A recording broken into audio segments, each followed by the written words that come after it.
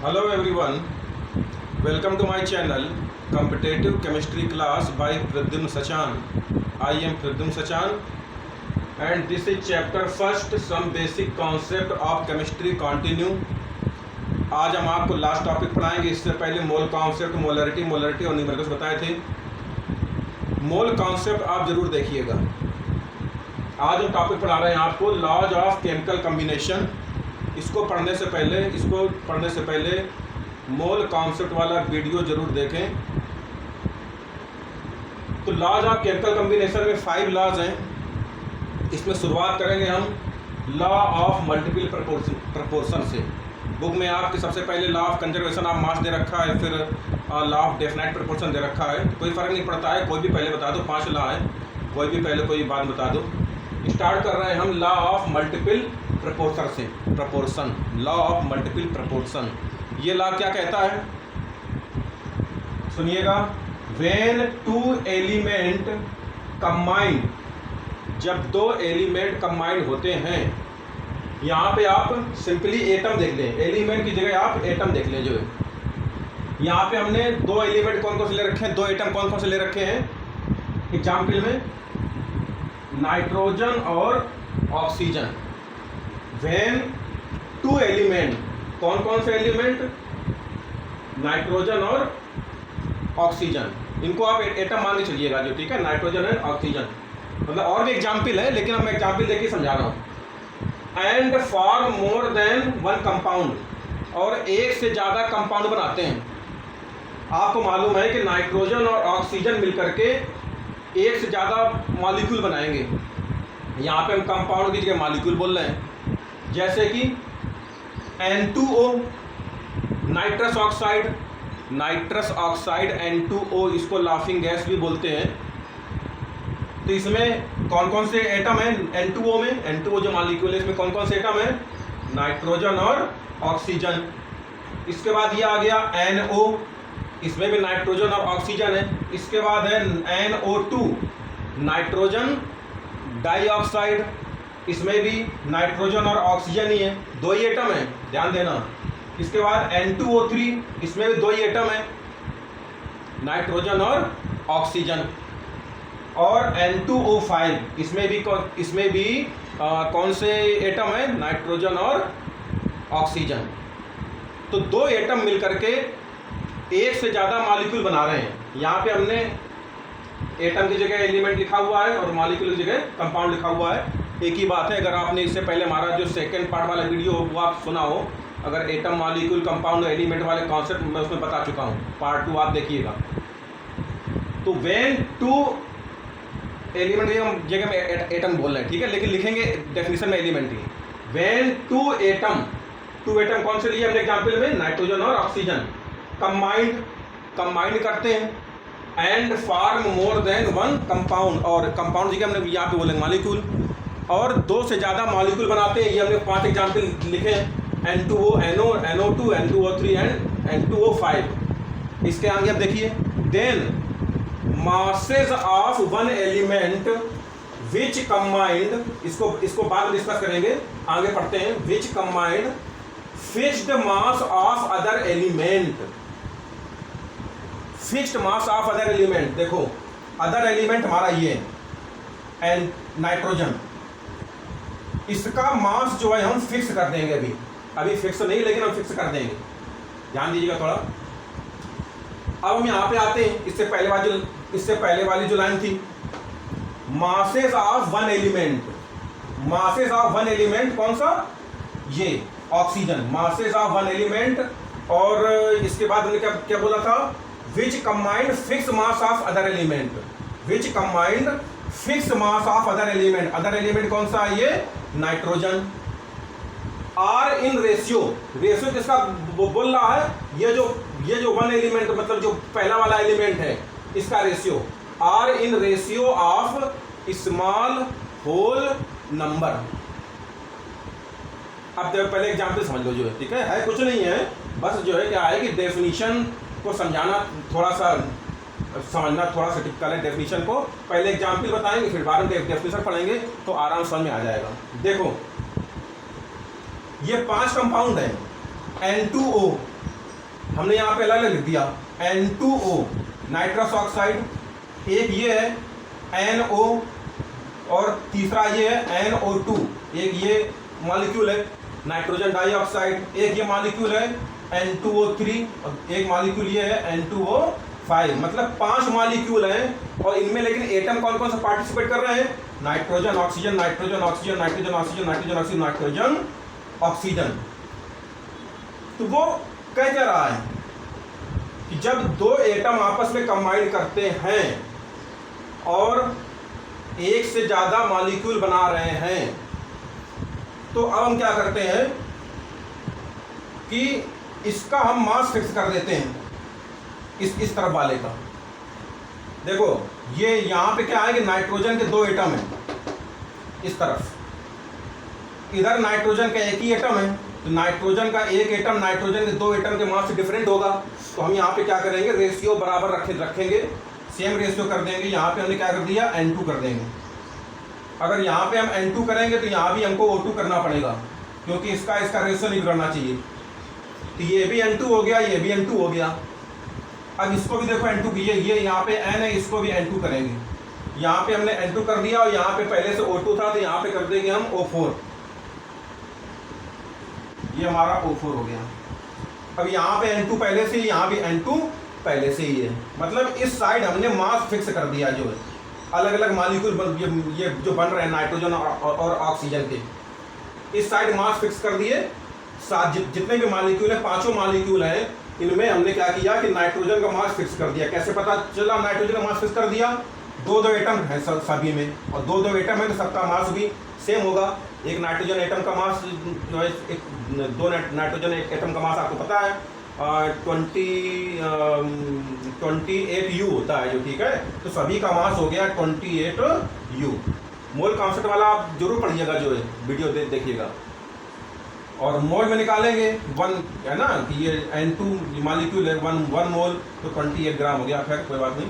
तो इधर हमने मास फिक्स कर दिया।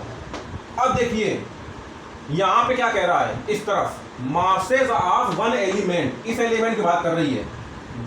Masses of 1 element are in ratio of small number. इनका जो रेशियो है मासेज का, वो स्मॉल नंबर है।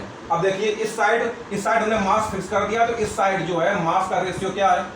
इधर एक ऑक्सीजन एटम है। अब मान लीजिए एक ऑक्सीजन एटम का मास कितना है, x। इधर 2 ऑक्सीजन एटम है, तो 2 ऑक्सीजन एटम का मास हो जाएगा 2x। इधर 4 है, 4 ऑक्सीजन के एटम है, 4 ऑक्सीजन एटम का मास हो जाएगा 4x। 3 ऑक्सीजन एटम का मास हो जाएगा 3x, और इधर 5 ऑक्सीजन एटम का मास हो जाएगा 5x। तो इस साइड जो है ऑक्सीजन के जो एटम है, इस साइड जो ऑक्सीजन है उसका जो मासेज का जो रेशियो है वो कितना है? यहाँ पे x के आगे हमने 1 लिख दिया, एक ही बात है, जो 1x लिख दिया, x लिख दो। तो 1 2 4 3 5, इस 3 को अगर हम पहले पढ़ें तो यहाँ पे रेशियो कितना हो गया मास का? 1 2 3 4 5। ये रेशियो निकल के आ गया 1:2:3:4:5। अब हम इसको फिर से पढ़ लें। लॉ ऑफ मल्टीपल प्रोपोर्शन क्या कहता है? व्हेन टू एलिमेंट, फिर कह रहे हैं हम एटम पढ़ेंगे अपनी सुविधा के लिए। व्हेन 2 एटम कंबाइंड, 2 एटम हमारे कौन कौन से? नाइट्रोजन और oxygen. And for more than 1 molecule, और एक से ज़्यादा मॉलिक्यूल बना रहे हैं। एक से ज़्यादा मॉलिक्यूल कौन कौन से बना रहे हैं? N2O, NO, NO2, N2O3, N2O5। Then mass of 1 element, इसका ऑक्सीजन, मतलब मास ऑफ 1 एलिमेंट, मतलब ऑक्सीजन का मास जो है, किस ऑक्सीजन का mass in ratio of small number. इनका जो रेशियो है इस तरफ जो है, इनका रेशियो है स्मॉल नंबर है, मतलब 1 2 3 4 5, मतलब सिंपल रेशियो में इसका मास निकल के आ रहा है। ऐसा नहीं कि मतलब इसका रेशियो जो है 2 7 11 17 35 ऐसे निकल के आए। सिंपल रेशियो निकल के आ रहा है, स्मॉल रेशियो निकल के आ रहा है 1 2 3 4 5। कब when which combined fix mass of other element, जब वो अदर एलिमेंट यानी नाइट्रोजन के फिक्स मास से कंबाइन करता है। हमने इस साइड में क्या किया था, मासेज जो है वो हमने फिक्स कर दिया था। एक बार इसको और पॉज करके रिवाइंड करके आप इसको देखिएगा, समझ में आ जाएगा। अभी तो हमने नाइट्रोजन और ऑक्सीजन का एग्जाम्पल लिया था, अब हम हाइड्रोजन और ऑक्सीजन का एग्जाम्पल ले रहे हैं। इसी में लॉ ऑफ मल्टीपल प्रोपोर्शन में ही हाइड्रोजन और ऑक्सीजन का एग्जाम्पल लेंगे।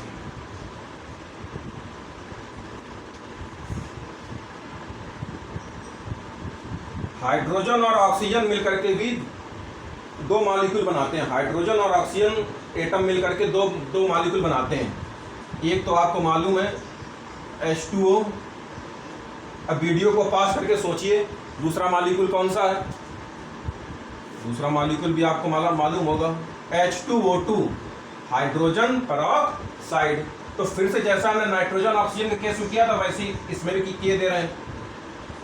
H2O, एक तरफ हाइड्रोजन लिखेंगे एक तरफ ऑक्सीजन लिखेंगे, H2O, और इधर लिखा हमने H2O2।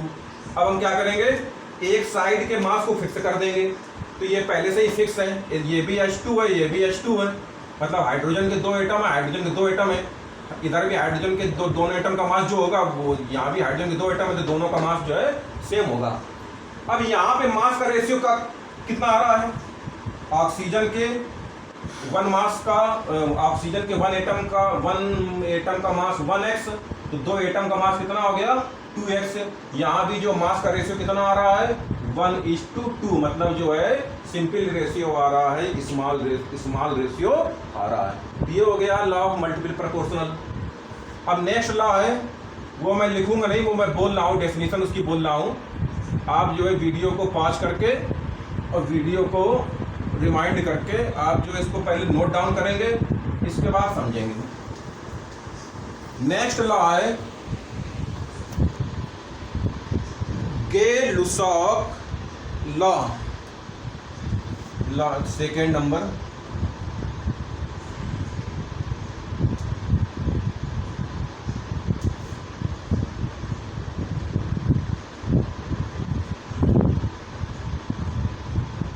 गे-लुसाक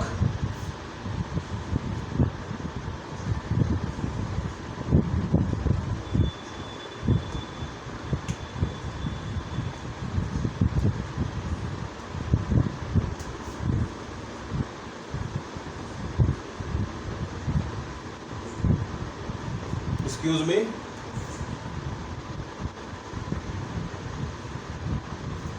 चलिए बता दे रहे हैं जो है Gay Lussac law of gaseous volume. Second law है Gay Lussac law of gaseous volume. जैसा कि नाम से पता चल रहा है इस लॉ को गे-लुसाक ने दिया था। ये लॉ क्या कहता है आप नोट डाउन करिएगा, मैं डेफिनेशन बोल रहा हूँ। व्हेन गैसियस रिएक्टेंट कंबाइंड, पहले लिख लीजिए, दोबारा से बोल रहा हूँ। When gaseous reactant combined and form gaseous product, then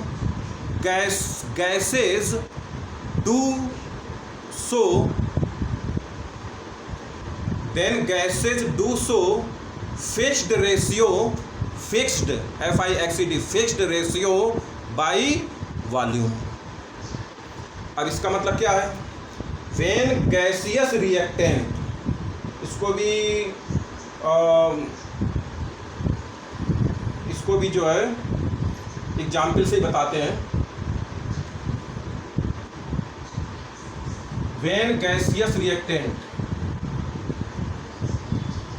reactant हमारे कैसे होना चाहिए, गैस। तो हाइड्रोजन गैस है,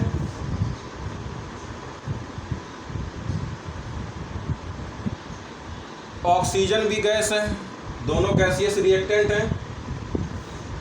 एंड फॉर्म गैसियस प्रोडक्ट, अब प्रोडक्ट क्या बनाती हैं, गैस। जो प्रोडक्ट बन रहा है वो भी गैस है। अब आप कहोगे H2O तो वाटर होता है, H2O लिक्विड होता है, लिक्विड भी होता है, और वाटर वेपर में भी होता है, वेपर फॉर्म में भी होता है। ऐसा नहीं, वेपर फॉर्म में भी जो ये एज ए प्रोडक्ट मतलब जो है ये बनता है। तो दे डू सो, मतलब gases do so fixed ratio by volume, मतलब इनके जो वॉल्यूम का जो रेशियो होता है वो फिक्स्ड होता है।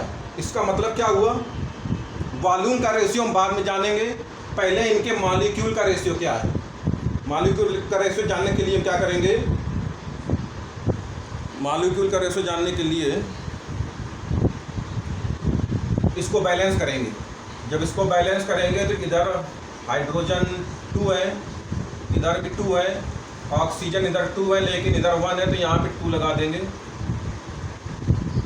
और यहाँ पे हाइड्रोजन 2 2 या 4 हो गया, तो यहाँ भी 2 कर देंगे। तो आपको मालूम है कि यहाँ पे हाइड्रोजन 2 मॉलिक्यूल, मतलब हाइड्रोजन के 2 मॉलिक्यूल, ऑक्सीजन के आगे कुछ नहीं लगा हुआ, मतलब यहाँ पे 1 मॉलिक्यूल हो गया। जब हाइड्रोजन के 2 मॉलिक्यूल ऑक्सीजन के 1 मॉलिक्यूल से रिएक्ट करते हैं तो वाटर के 2 मॉलिक्यूल बनते हैं। ये तो आपको पता ही है। लेकिन गेल-लुसाक लॉ क्या कह रहा है, जो है कि gases do so fixed ratio by volume, कि इनके जो वॉल्यूम का जो रेशियो होता है वो भी फिक्स्ड होता है। जैसे अब देखिए, अब मान लीजिए कि जैसे ये हमने ले लिया 200 ml हाइड्रोजन, तो हमें ऑक्सीजन लेनी पड़ेगी 100 ml। देखो वॉल्यूम का भी वही रेशियो है जो मॉलिक्यूल का रेशियो था। यहाँ पे हाइड्रोजन और मॉलिक्यूल का रेशियो क्या है, 2:1, मतलब हाइड्रोजन 2 मॉलिक्यूल है, ऑक्सीजन 1 मॉलिक्यूल है। यहाँ पे वॉल्यूम का रेशियो भी 2:1 आ रहा है, वॉल्यूम का रेशियो भी 2:1 है। देखो हमने हाइड्रोजन लिए 200 ml और ऑक्सीजन लिए केवल 100 ml, मतलब हाइड्रोजन के 200 ml ऑक्सीजन के 100 ml से रिएक्ट करेंगे तो वाटर कितना बनेगा, आप जान गए होंगे। वाटर कितना बनेगा, वाटर बनेगा 200 ml। अब अगर रिएक्टेंट और प्रोडक्ट का रेशियो देख लें, पहले मॉलिक्यूल का, तो ऊपर मॉलिक्यूल का रेशियो क्या आ रहा है, 2:1:2, मतलब 2 मॉलिक्यूल हाइड्रोजन, 1 मॉलिक्यूल ऑक्सीजन और 2 मॉलिक्यूल हाइड्रोजन। वॉल्यूम का भी वही रेशियो है, 200 ml हाइड्रोजन ली, 100 ml ऑक्सीजन ली, मतलब 200 ml हाइड्रोजन 100 ml ऑक्सीजन से रिएक्ट करेगी, तब 200 ml वाटर का फॉर्मेशन होगा। मतलब ये जो वॉल्यूम का भी वही रिएक्शन आ रहा है, वही रेशियो आ रहा है, मतलब जो मॉलिक्यूल का रेशियो है वही वॉल्यूम का रेशियो है, कि वाटर के फॉर्मेशन हाइड्रोजन ऑक्सीजन से मिलकर के अगर वाटर का फॉर्मेशन हो रहा है तो हाइड्रोजन और ऑक्सीजन बाई वॉल्यूम 2:1 वॉल्यूम में होनी चाहिए, और वाटर कितना बनेगा, 2 वॉल्यूम बनेगा। एग्जाम्पल बता दिया है कि हाइड्रोजन, अगर हाइड्रोजन ऑक्सीजन के रिएक्शन से अगर वाटर बनना है तो मान लीजिए आपने, तो आपको हाइड्रोजन लेना पड़ेगा 200 ml और ऑक्सीजन लेना पड़ेगा 100 ml, तो वाटर कितना बनेगा, 200 ml वाटर बनेगा, मतलब 2:1:2 के रेशियो में ये होगा जो है। ठीक है, आप 200 ml के बजाय मान लो आपने 50 ले लिया। अगर आपको वाटर वेपर बनानी है तो आपने हाइड्रोजन ली है 50 ml, वाटर वेपर आपको बनानी है और आपके पास हाइड्रोजन 50 ml, तो आपको ऑक्सीजन कितनी लेनी पड़ेगी, सेम रेशियो 2:1 का रेशियो है, 25 ml ऑक्सीजन लेनी पड़ेगी, और फिर वाटर कितना बनेगा, वाटर बनेगा आपका, जो वाटर जो बनेगा उसका वॉल्यूम कितना होगा, 50 ml। तो इस सेगमेंट में जो हम यही 2 लॉ बता रहे हैं, लॉ ऑफ मल्टीपल प्रोपोर्शनल और गेल-लुसाक लॉ ऑफ गैसियस वॉल्यूम। बाकी जो 3 लॉ हैं वो आपको नेक्स्ट सेक्शन में बताएंगे, नेक्स्ट सेगमेंट में बताएंगे। थैंक यू, और आपसे रिक्वेस्ट है कि चैनल को सब्सक्राइब जरूर करिए और वीडियो को भी लाइक और शेयर करिए। Thank you.